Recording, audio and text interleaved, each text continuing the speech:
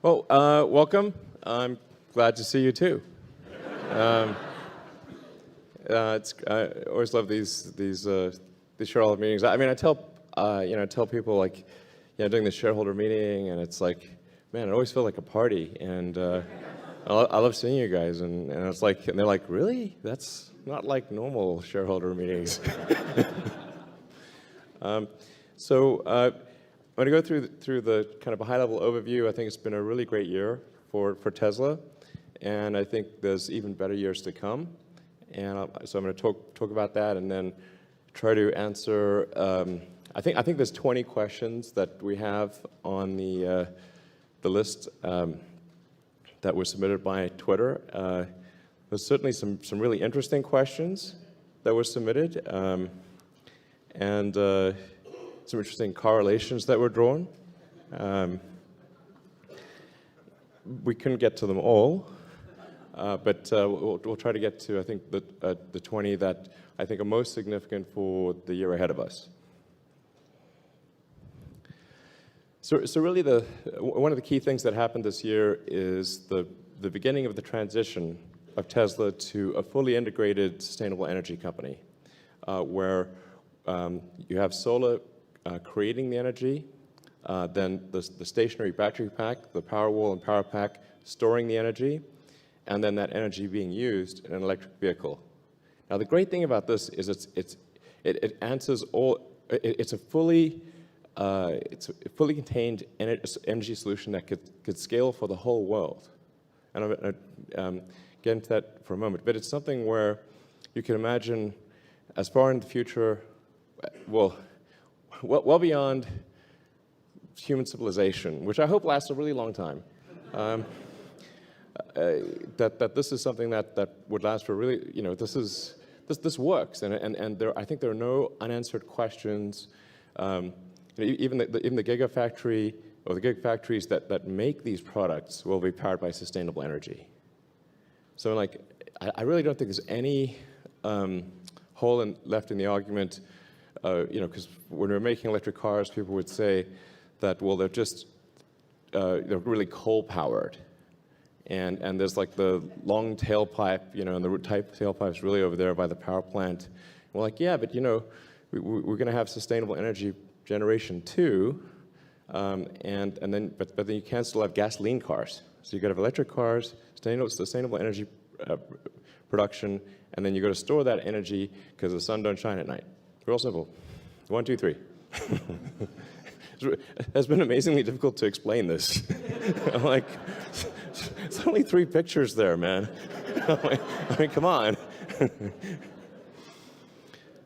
So, with the solar roof, the solar roof we're really trying to address at the residential level, I think one of the fundamental inhibitions of adding solar, which is aesthetics. People love their homes. They want their homes to be beautiful. And if you've got a sloped roof home, that means you have to have solar integrated into the roof itself. And so what we created here, I think, is something that's going to be incredibly revolutionary, where it's beautiful. In fact, I think it looks better than a normal roof. In doing this, we were trying to find examples of roofs, and it's like, man, take a look at roofs next time you're driving down the road. You're like, whoa, they're not good. So this is a roof that's going to be better looking than a normal roof. It's going to last practically forever.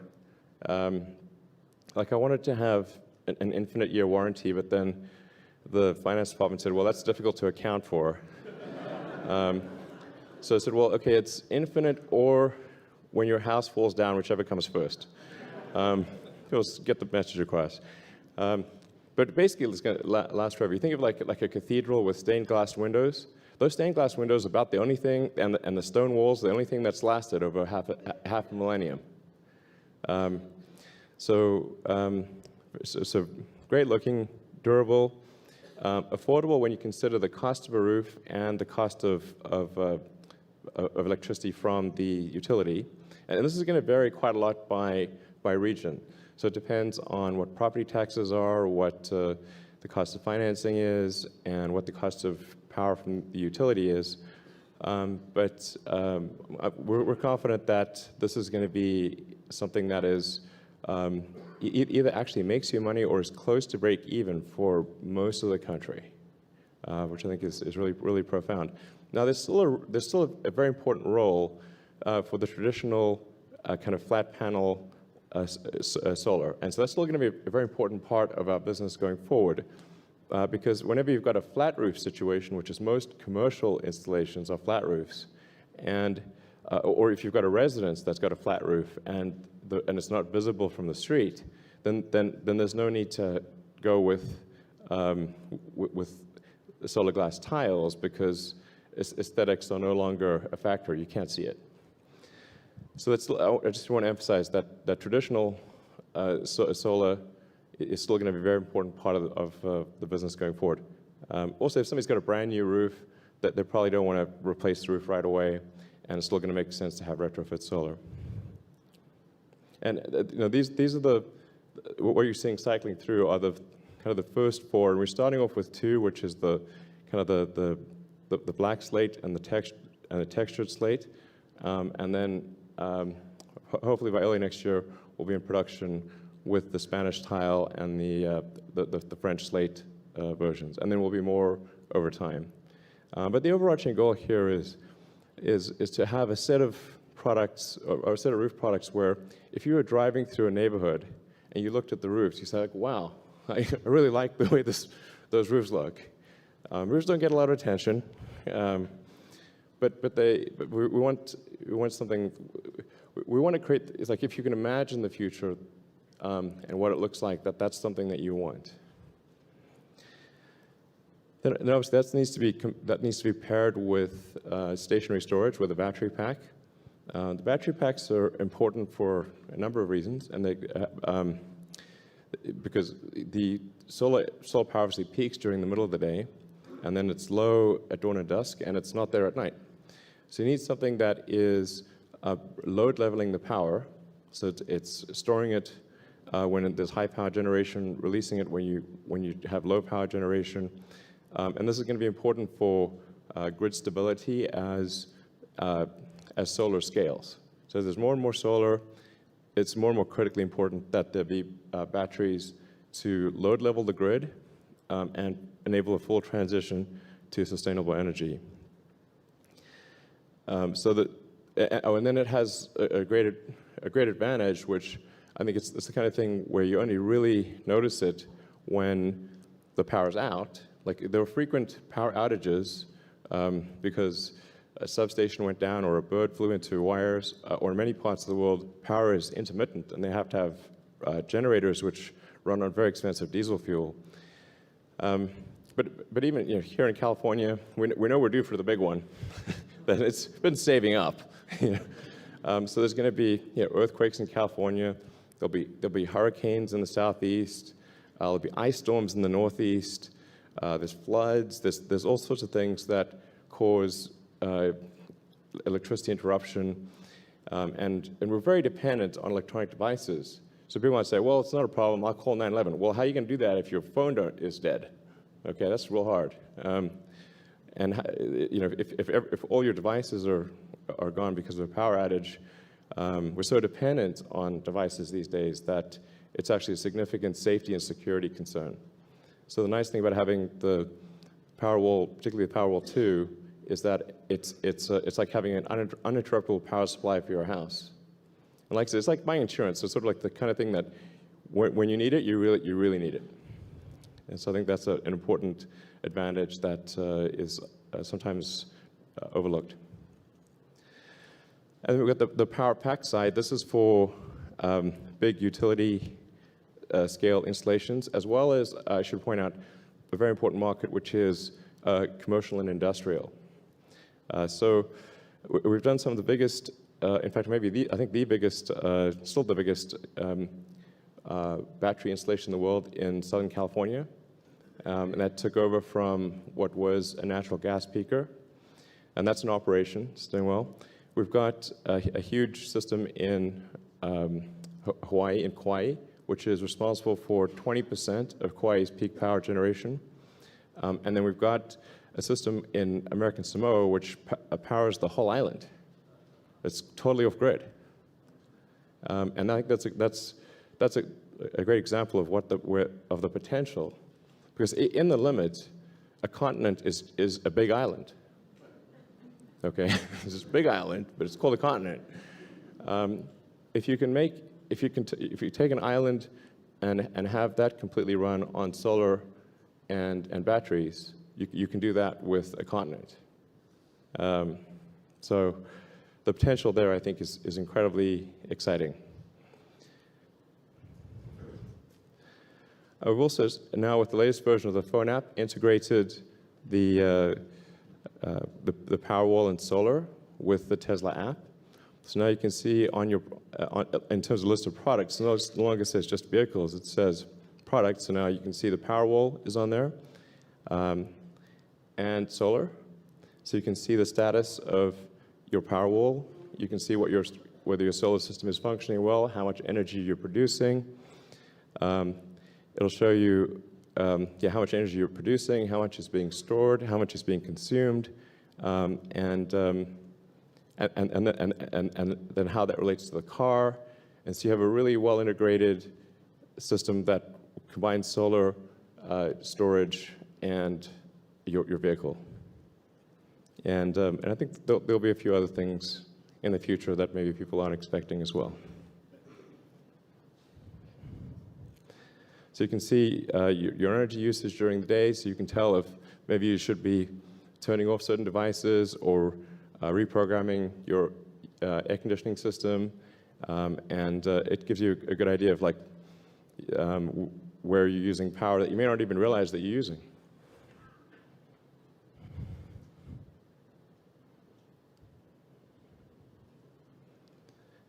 And if you are drawing energy from the grid, it'll tell you how much energy you drew from the grid and how much you powered yourself.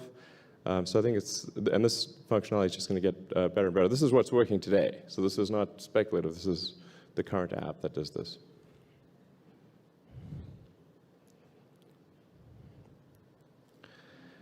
From the standpoint of the customer experience, we're going to make a significant increase in the number of retail stores we have around the world. We think we've really barely touched the surface of what's possible on the retail side.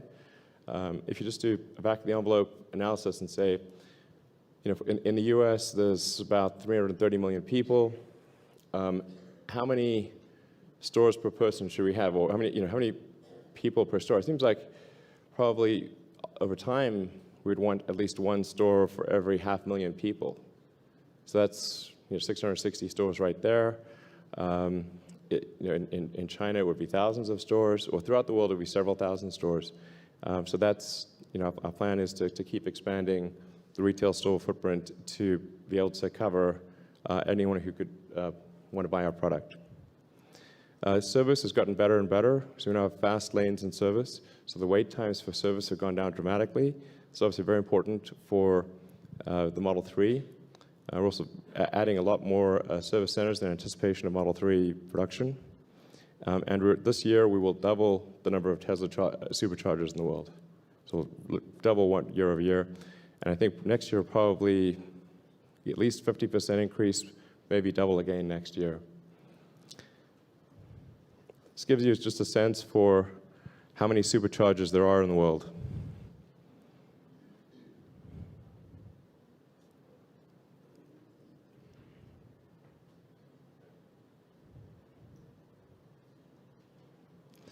It's worth noting this is actually the only high-speed charging network in the world. There isn't even a second one.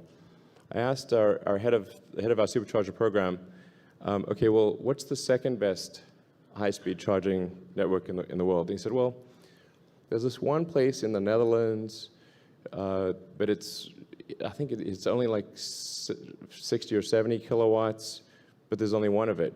Okay, like, well, it usually doesn't work. Okay, all right. Anyway, we're just going to keep growing it as fast as we can to make sure people can go wherever they want, whenever they want, with convenience. Keep upgrading the capability of the supercharger system so it can charge things faster. We're going to start adding amenities to the supercharger stations. So the really big stations, we'll start adding amenities and just make it so that when you do a long-distance trip in a Tesla, you love the experience. That's the overarching goal. And then autopilot. It's definitely been a tough slog transitioning from the Mobileye vision chip to Tesla's internal vision system. But I think we're almost there in terms of exceeding the ability of the Hardware 1 cars. So the Hardware 2 cars have all of the hardware necessary for full autonomy. So 8 cameras, 12 of the most advanced ultrasonic sonar sensors, a radar, a very good GPS, and an IMU, and everything necessary to go full autonomy. It's really about upgrading the software over time. So I think with the next release of software, which is maybe as soon as next week, we will finally exceed the experience of the Hardware 1 cars, and then it's going to advance very rapidly from there. And our goal remains being able to drive autonomously from a parking lot in California to a parking lot in New York without touching a control at any point along the way.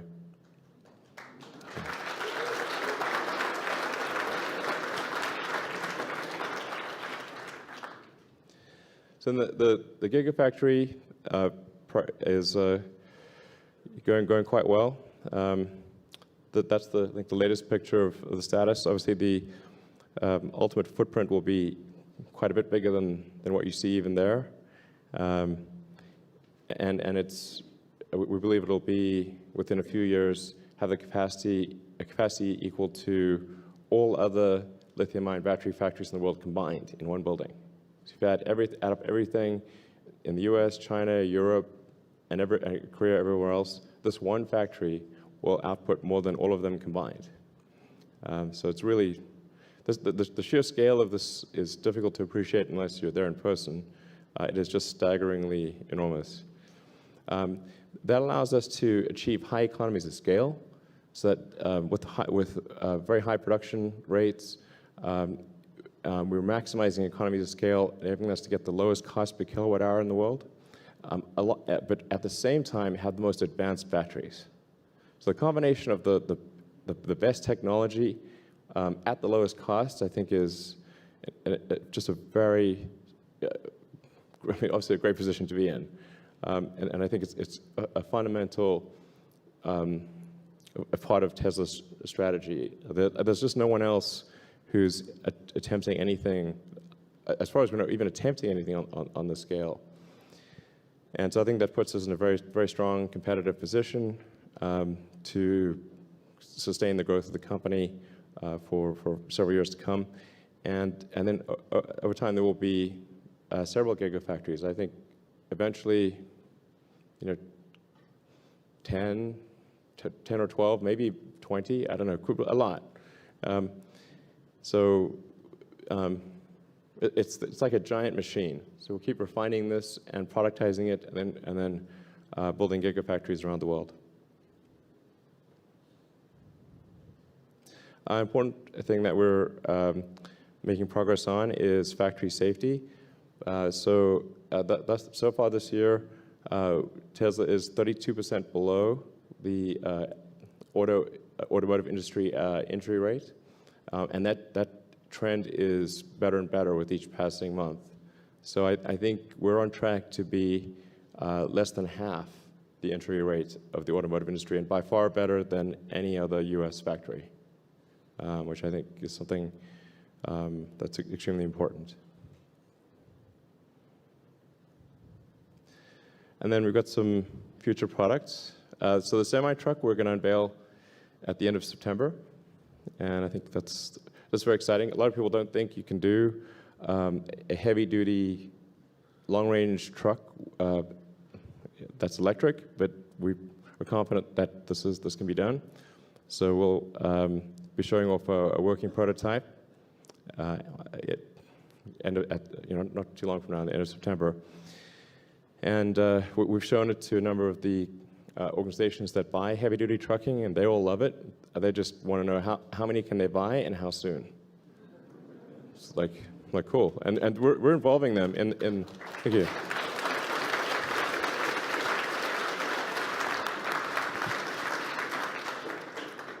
And we're getting them closely involved in the design process. So the biggest customers of the heavy-duty Tesla Semi are helping ensure that it is specified to their needs.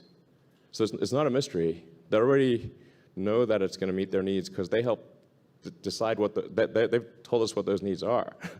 So it's going to really just be a question of scaling volume to make as many as we can. And then Model Y, I'm really excited about Model Y. It's there's been some criticism like we should sort of do it derived from the Model 3 platform, but I think actually we made a mistake in trying to derive the Model X from the Model S platform. It would have been better to just design an SUV the way an SUV should be designed, design a sedan the way a sedan should be designed. Otherwise, you're just trying to shoehorn something in that doesn't make sense. Also, there are a number of, I think, really major manufacturing improvements that can be done that allow us to build the car in a way that a car has never been built before. The capital expenditures, I think, would be substantially less. I'm confident that we could drop the CapEx by a factor of 2 between Model 3 and Model Y, which I think is a really big deal, and accelerate its readiness despite the new technologies. So we're aiming for that, to hit the roads in 2019 approximately. And probably the demand for the Model Y will exceed the demand for the Model 3. So there's a few other things I haven't mentioned here. I've got to,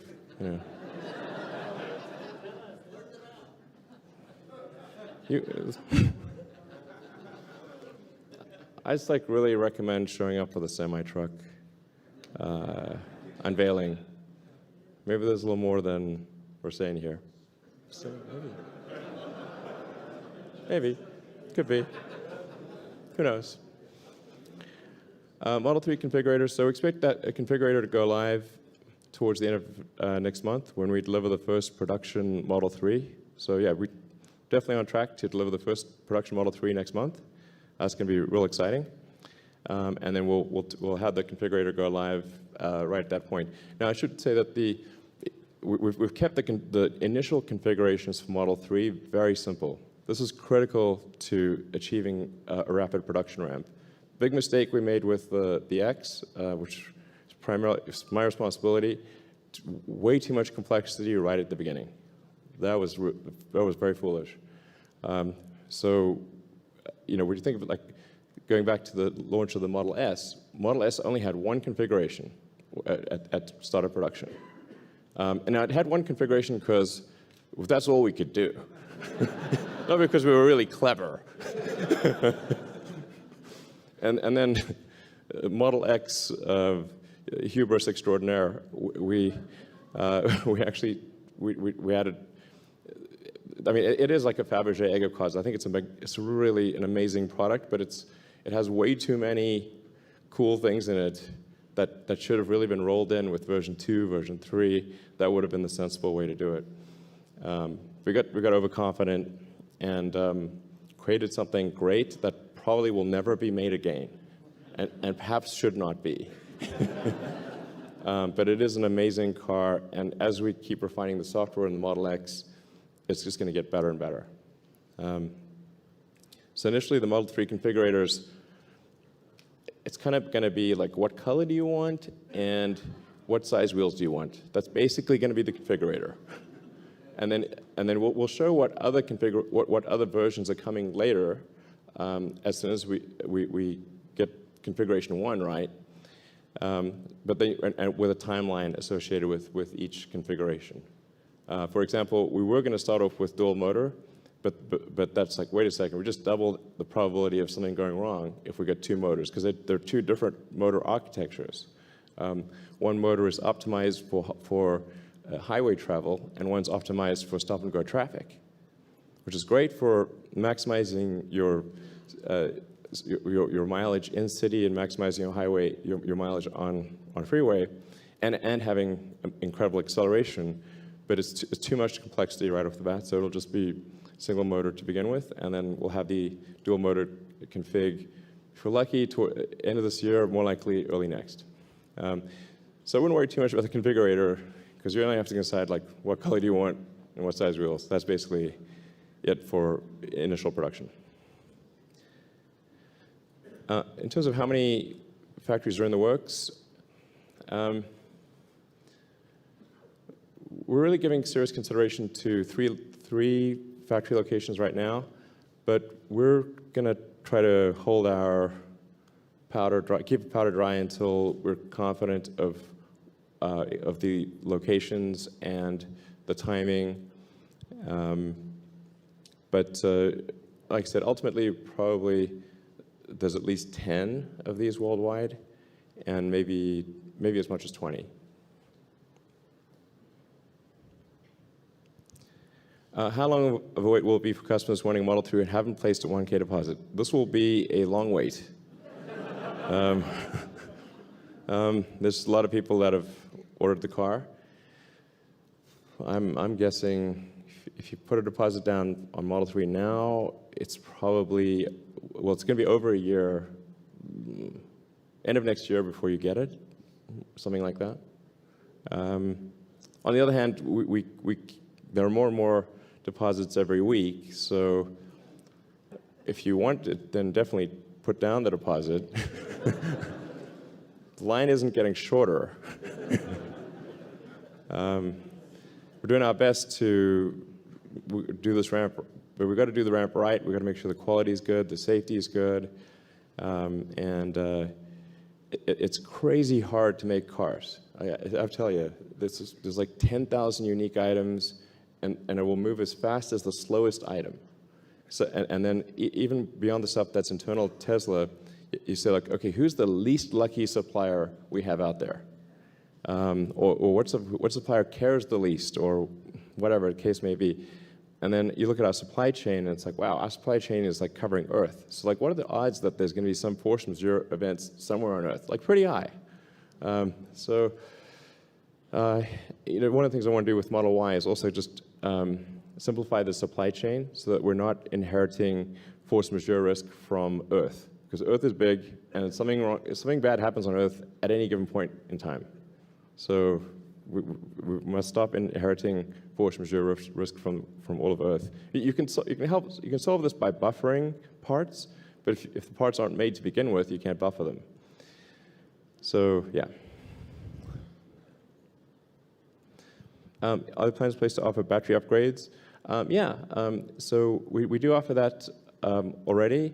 I wouldn't recommend doing a battery upgrade until the existing battery that you have has a fair bit of life on it. And there are some limitations because there can be a pretty big weight difference between the lightest battery pack and the heaviest. So we can't go from lightest to heaviest. But we definitely can upgrade battery packs really in every car, and we will offer that and make that easier with each passing year. But if somebody's got a new battery pack, it's not going to make financial sense to upgrade just the battery pack. Better to sell the car that you've got and then buy a different one, either new or used. And I should mention we're going to really give more prominence to used Teslas on our website. By the way, we're not going to call them pre-owned. That is like a bogus name. That's so bull. That's BS. It's used. Okay, everyone knows that. who are we fooling here? So the used Tesla section of the website is going to get a lot more attention, and you know, particularly if the car is 4 years old and it's got a lot of mileage. You could buy a Model S, a Model 3. It's like, well, okay, maybe somebody wants to, buy a Model S for $35,000, $40,000, and they can have that today. And then when the Model 3 comes in, they can switch out to the Model 3 if they want.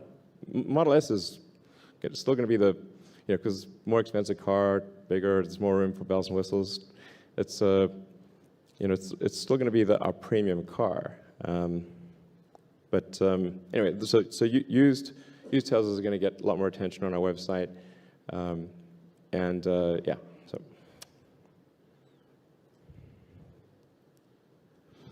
in terms of what changes are being made to address safety, so this is something we're driving really hard on every week, meeting with the safety team every week, say what can we do to make it better. And like I said, I think we're well on our way to having an injury rate that is half that of the rest of the auto industry and way better than any other car company. A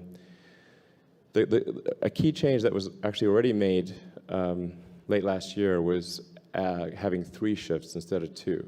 So a lot of the injuries would happen when somebody had like a 10, 11-hour day. You just get tired, and then that's when you tend to get injured. So having 3 shifts made a huge difference to injury rate, and then redesigning a lot of the processes to be a lot more ergonomic, and improving the fixtures and tooling. There's a lot of detailed work that needs to go into avoiding repetitive stress injuries, and but I'm really proud of what the safety team's doing, and I think we're making huge progress towards being the safest automotive company in the world.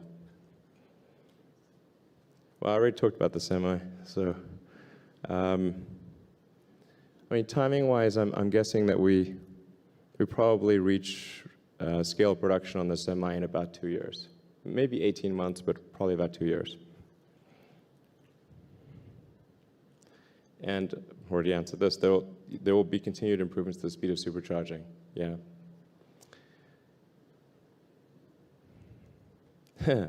Okay. Somewhat randomly, AAA of Southern California hugely increased Tesla insurance premiums. There is a simple solution: change your insurance provider. So, yeah.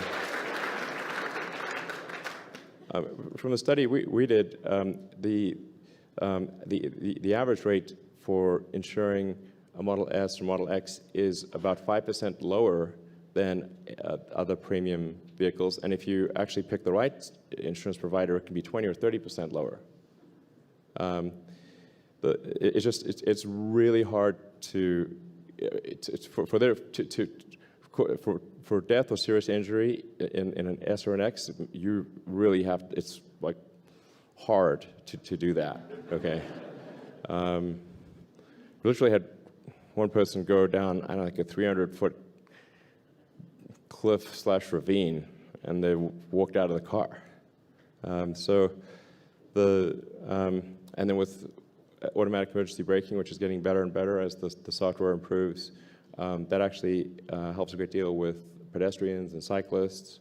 And then because the Model S and the X have such a long crumple zone that's 2 to 3 times longer than a conventional automotive car that's got a big engine steel block in there, it means you actually are helping even the car that you hit, the combined crumple zone of both cars is substantially greater than if 2 gasoline cars hit. So it's not just you're helping safety with the safety is not just good for people in the car. It actually helps if you do have a collision with another car. And then the hood is designed to be like a sort of trampoline. Now it's not the funnest trampoline. But again, there's no big engine block that you're going to hit, so you can sort of, if you do hit a pedestrian, it's not a good time, but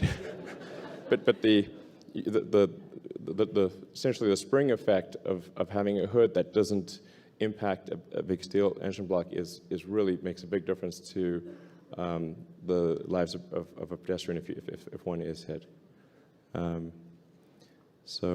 Yeah.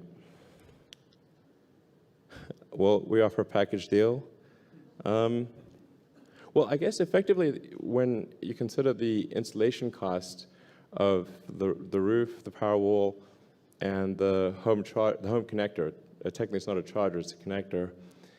If that's done at the same time, then you could save $2,000 to $3,000 on installation costs of all things combined. So just by doing it at the same time, you automatically get a reduction in costs because it's just fundamentally more efficient than if one team visits than if 3 teams visit. And then, yeah, but we haven't currently considered a package deal, but yeah, maybe it's something to do in the future. So no decision on this, but like I said, actually it will cost less if you do it at the same time. In terms of new directors, so we've been interviewing a number of independent directors to add to the Tesla board. And I think we're quite close to making a decision, and I think we'll add at least 2, maybe 3 new directors. And I think from a broad range of backgrounds and industries. So I expect we'll probably make that announcement in the next month or 2 at most. But I think they're really some amazing people that'll be joining the board.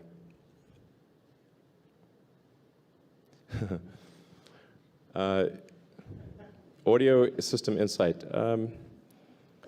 Yeah, I actually was just talking about that with the team today. I think there's quite a bit of room to improve the audio codec in the SX and obviously the 3, because it is a Tesla system, so we can just reprogram it to make it better with software. And I feel pretty confident that just with an over-the update, we can actually make the audio system sound quite a bit better. But it's, I think it's a good system, and yeah, it's going to get better. Yeah, we're going to have a huge increase in the number of service centers around the world.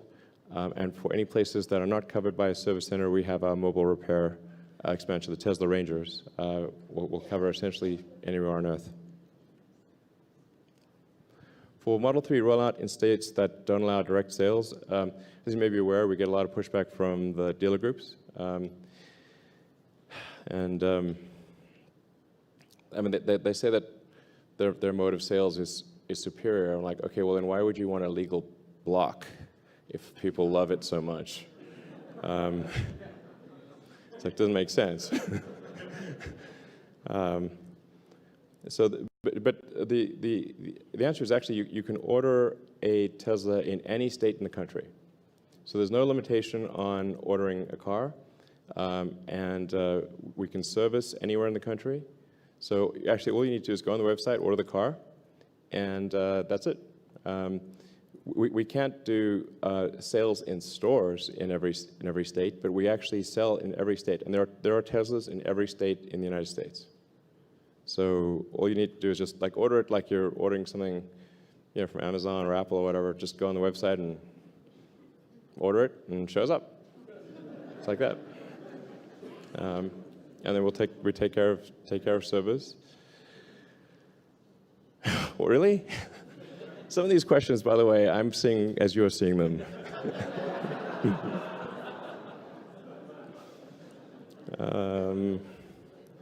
What do I do for relaxing? Well,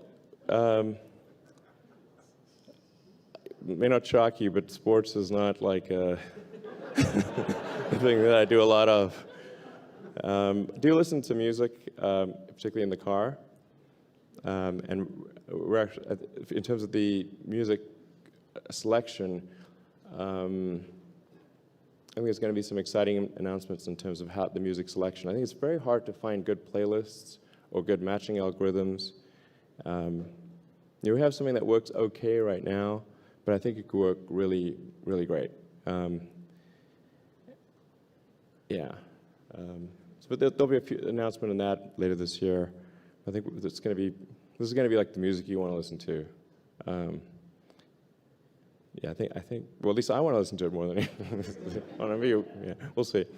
I do watch movies. I do love movies, and I used to watch a lot of them. Less these days because of work. I mean, I don't want to spend a ton of time on those questions because I don't know if it's super relevant to Tesla, as a company. But I went and saw the Wonder Woman movie with my kids this weekend. That was great. Usually it's work more, though.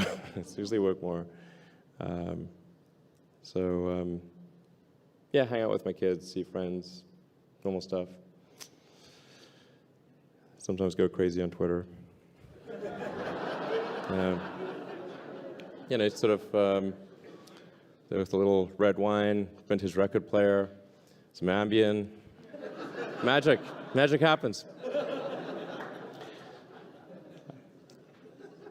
So, are you expecting a new plant to be built for the Model Y? Yeah, we are.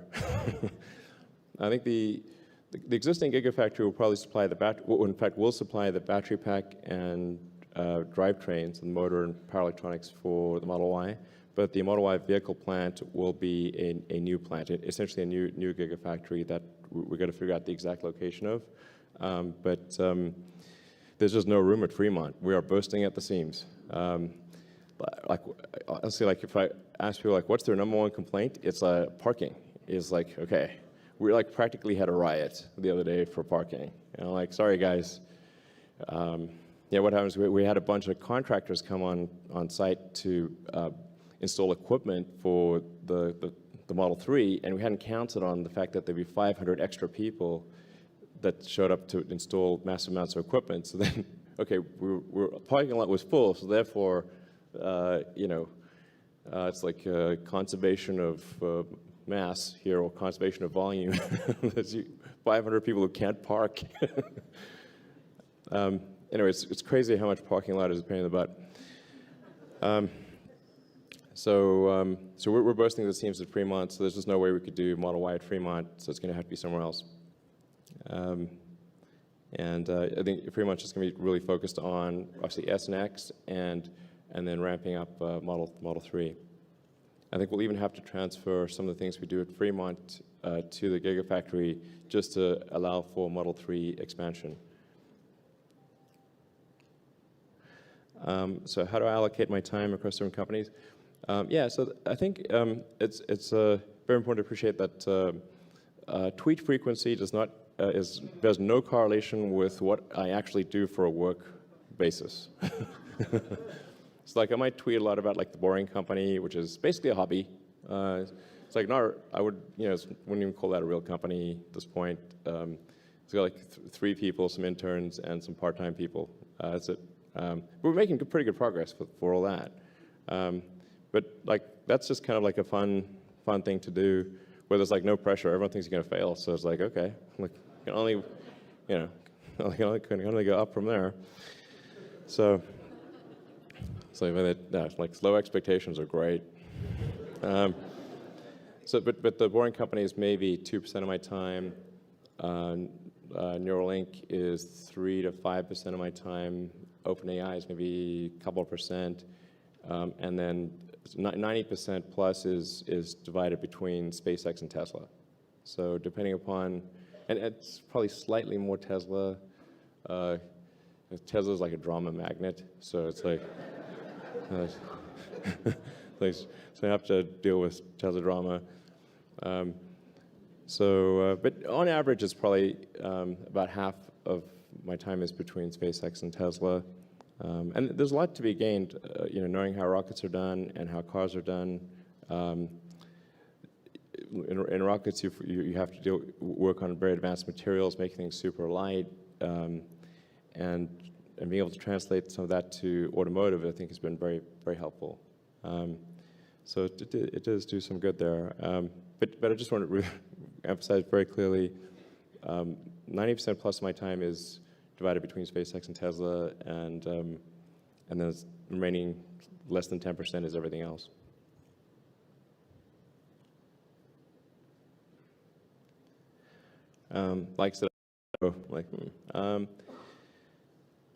So in terms of how will we have experts to install solar roofs around the U.S., that's actually where a huge amount of the value of the SolarCity acquisition comes in, because they've installed solar on roofs almost throughout the country. And there are thousands of different roof types, and every jurisdiction is different, every county, every city. it's a really thorny, complicated, unsexy problem, but the solid-state installation team has solved that, and so we're going to be training the solid-state installation team to do the solar roofs, the solar glass tiles, and the prices will come down as we're able to achieve economies of scale and optimize the installation process. I think it's very important that we be able to kit the entire roof before, and then put that in a van and install on site very quickly, so that the amount of work that's required on site is minimal. It should just be like Lego, like just you have it's kitted exactly, and you go and you do like a crazy efficient roofing installation.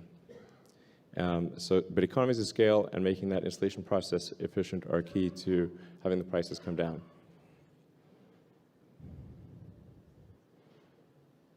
Okay. So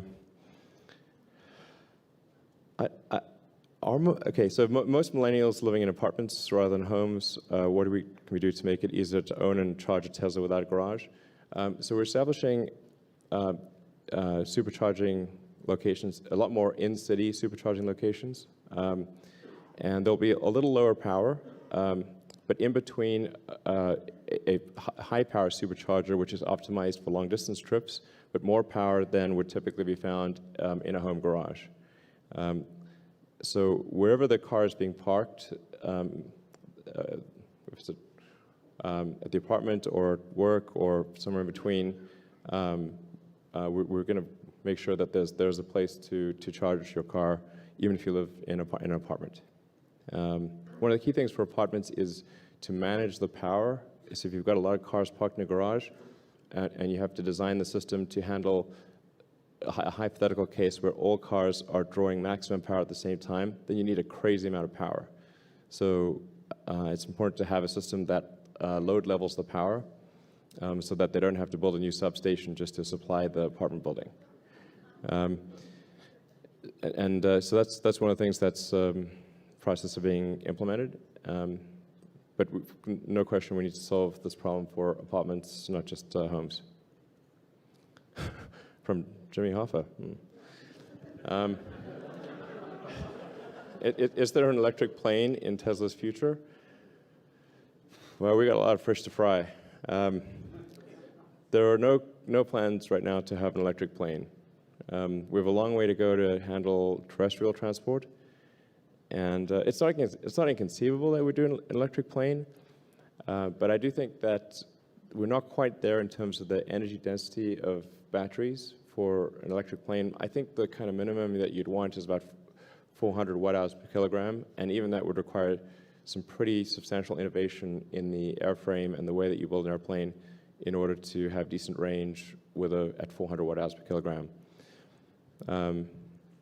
At 500, it starts to become quite compelling, but I don't know. I think we're maybe 4 or 5 years away from having 500 watt-hours per kilogram, something like that. Maybe half a decade, yeah, in volume production. Of course. Now, I'm not saying we're going to add a nuclear fusion reactor. I'm just saying it fits. So, all right. Thanks everyone for coming. It's great to see you, and I look forward to seeing you next year. Thank you.